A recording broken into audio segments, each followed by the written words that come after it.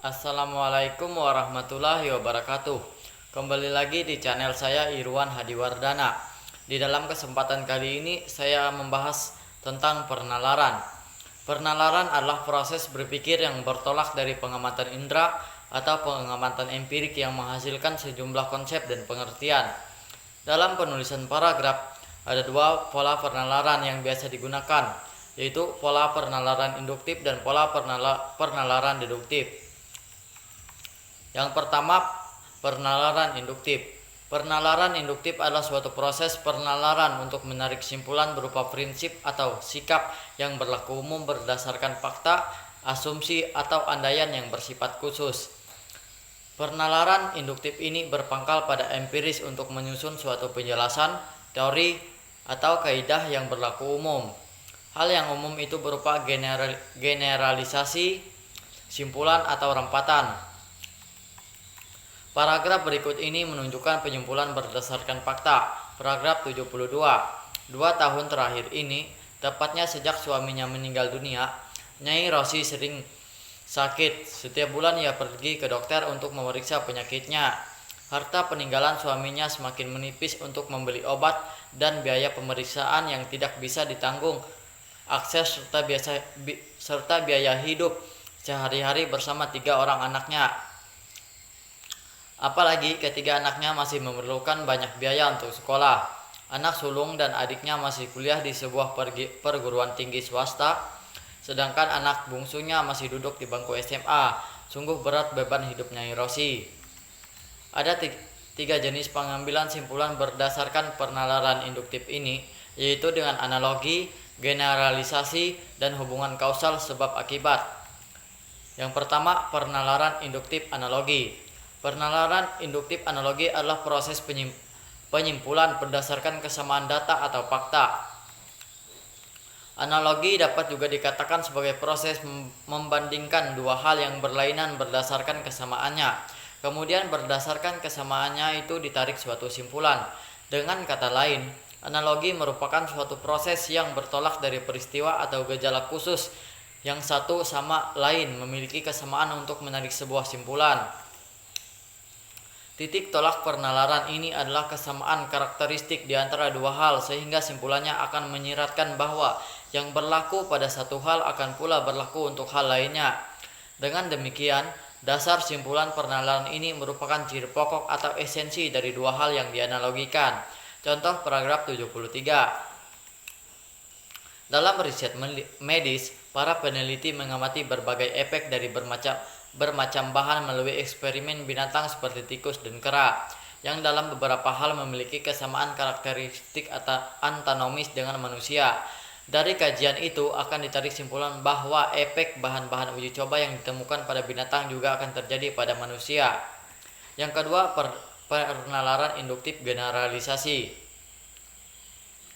Generalisasi merupakan suatu proses penalaran yang bertolak dari sejumlah gejala atau peristiwa yang serupa untuk menarik simpulan mengenai semua atau sebagian dari gejala atau peristiwa itu.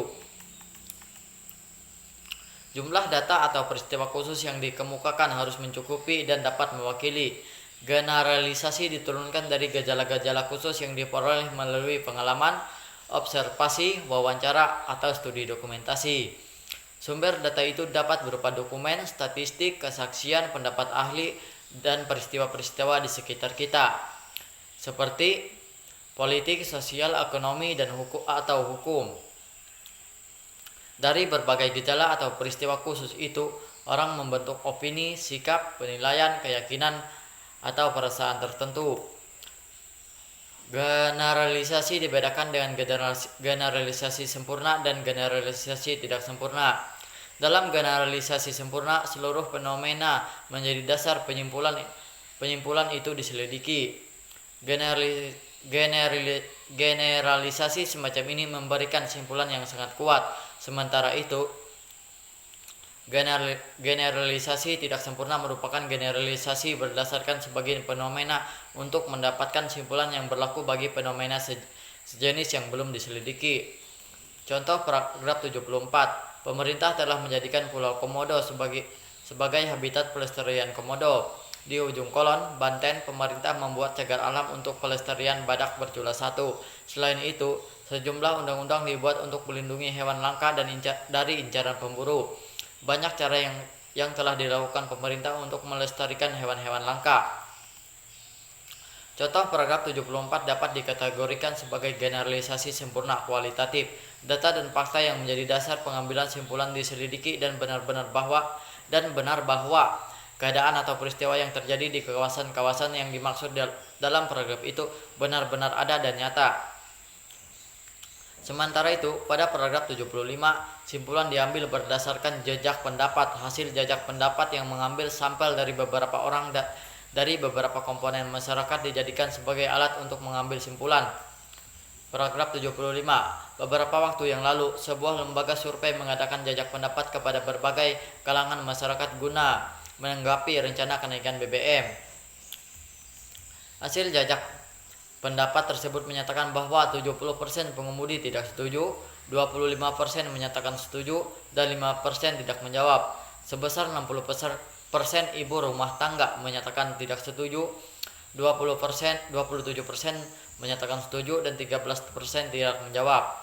Sebesar 50% karyawan menyatakan tidak setuju, 45% menyatakan setuju, dan 5% tidak menjawab. Berdasarkan data itu, dapat dikatakan bahwa sebagian besar masyarakat tidak menyetujui rencana kenaikan BBM. Yang ketiga, penalaran induktif hubungan sebab akibat atau kausal. Hubungan kausal merupakan bentuk penalaran yang diperoleh dari gejala-gejala yang saling berhubungan. Penalaran induktif melalui hubungan sebab akibat adalah penalaran yang bertolak dari hukum kausalitas bahwa semua peristiwa di dunia ini terjadi dalam rangkaian sebab akibat.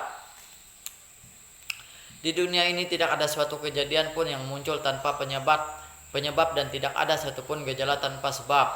Dalam kehidupan sehari-hari, terutama dalam dunia ilmu pengetahuan, hubungan kausal ini sering kita temukan, misalnya antara hujan turun dan jalan becek, atau antara seorang yang menderita penyakit kanker darah dan meninggal dunia. Keduanya adalah hubungan sebab akibat.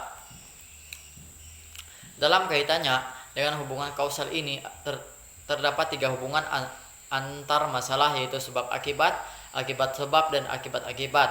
Yang pertama, hubungan sebab akibat. Dalam hubungan sebab akibat ini polanya adalah A menyebabkan B, namun A juga dapat menyebabkan B, C, D, dan seterusnya. Jadi, efek dari suatu peristiwa dianggap menjadi penyebab lebih dari satu keadaan. Dalam kaitannya dengan hubungan kausal ini diperlukan kemampuan penalaran seorang untuk mendapatkan simpulan penalaran. Hal ini akan terlihat pada suatu penyebab yang tidak jelas terhadap suatu akibat yang nyata. Contohnya, paragraf 76. Menjadi sarjana merupakan dambaan banyak orang. Sebagian besar orang tua, bukan hanya yang berpandangan tradisional, menganggap bahwa sarjana memiliki pengetahuan luas. Sarjana juga dapat meningkatkan gengsi keluarga.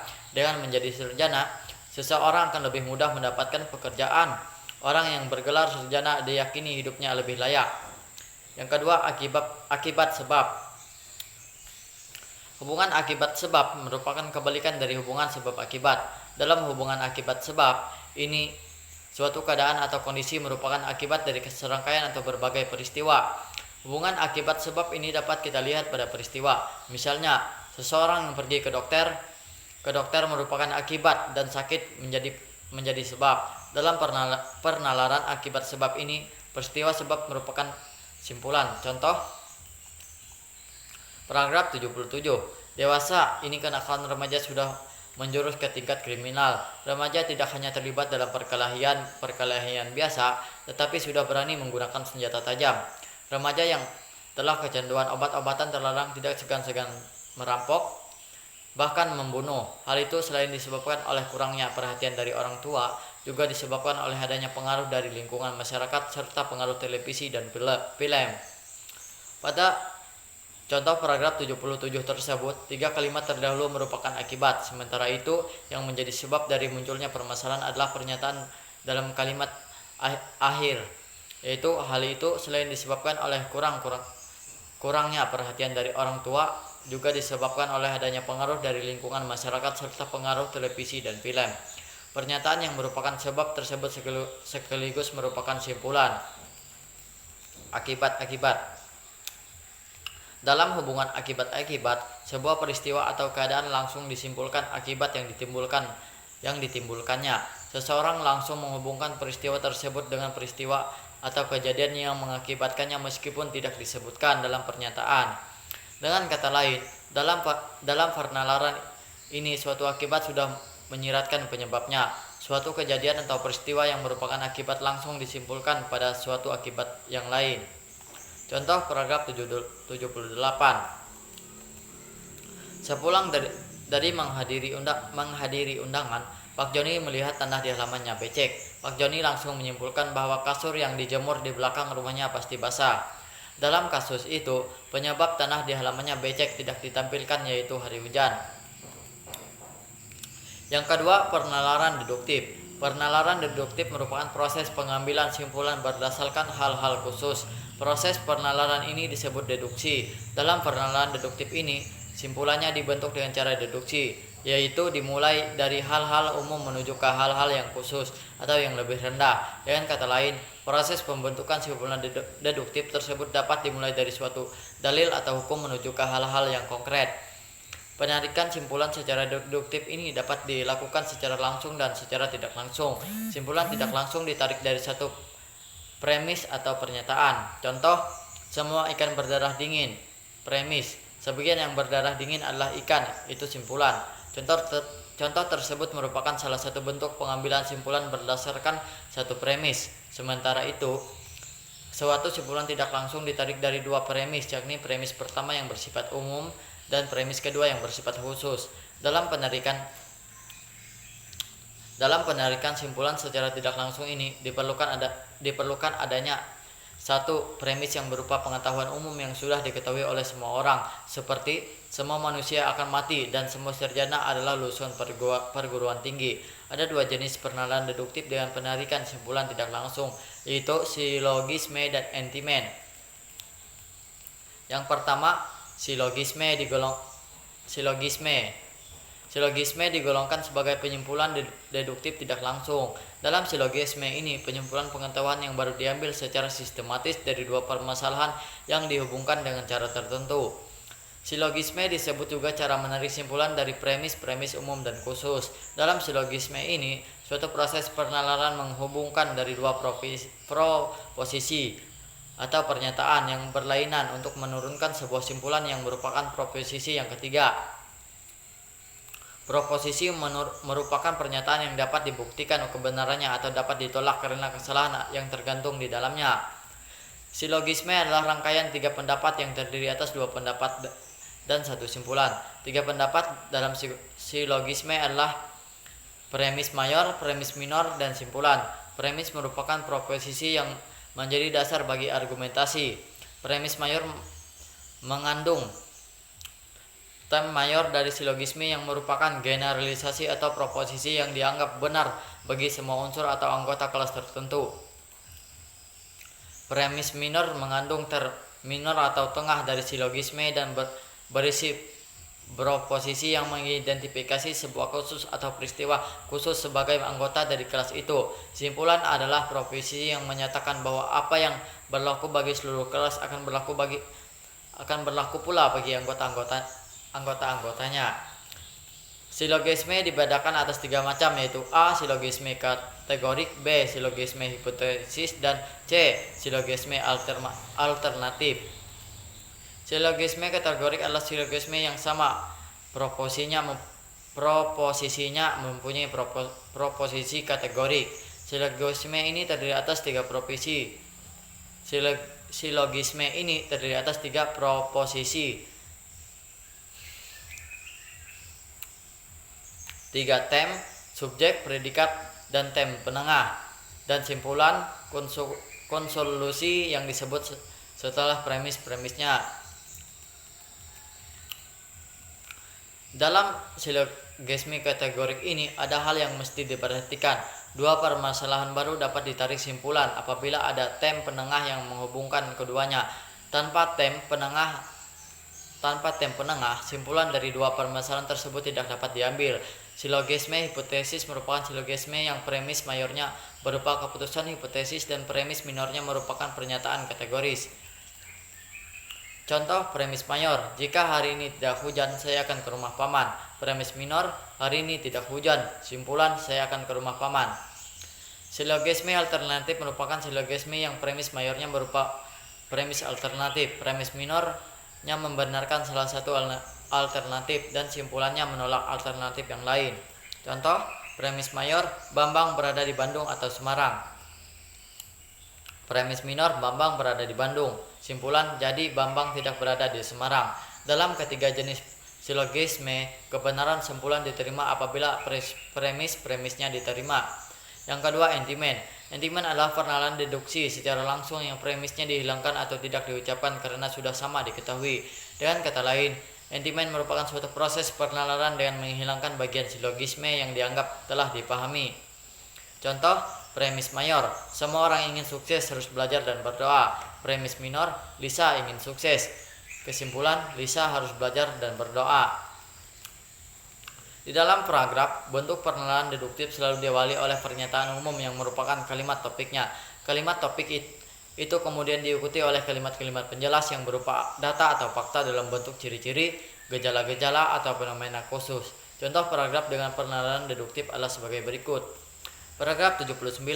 Sampah menyebabkan terjadinya banjir di Jakarta. Di ibu kota Jakarta, sampah terlihat berserakan di mana-mana. Di jalan-jalan, di kali, di dalam parit, dan di sela-sela trotoar. Hal tersebut sudah merupakan pemandangan umum setiap hari. Dengan banyaknya sampah di mana-mana, ketika musim penghujan datang, banjir akan menyerang ibu kota Jakarta karena saluran-saluran air hujan terhalang oleh sampah. Itu sebabnya banjir akan selalu menyerang ibu kota apabila tidak dilakukan penanggulangan sampah. Sekian penjelasan dari saya. Mohon maaf apabila banyak kesalahan-kesalahan kata, kesalahan penyebutan kata, ataupun kekurangan-kekurangan lainnya.